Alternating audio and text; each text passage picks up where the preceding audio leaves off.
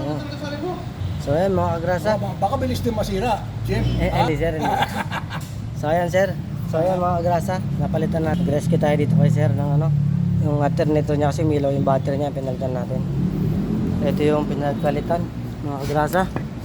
Yan, Toyota Hilux 2013 model. Umiilaw kasi ang sign ng kanyang battery. Kaya pinalitan natin ito. So ayan, mag-start na po tayo. Nalagay lang ng ating kasama yung battery.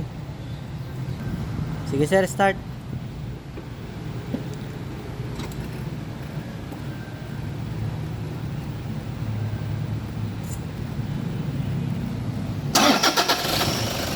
Alright, start. Check. Ayan, naka-aircon, naka-full load po siya, naka-aircon, naka-headlight. So ayan po, na magpo 14 volts pa rin. So check natin ang ano. Check natin ang ilaw ng indicator light dito. Alright, mga kagrasa, wala na yung ating ilaw ng indicator ng battery. So ibig sabihin, ayos na ayos talaga. Thank you very much. Thanks for watching mga kagrasa.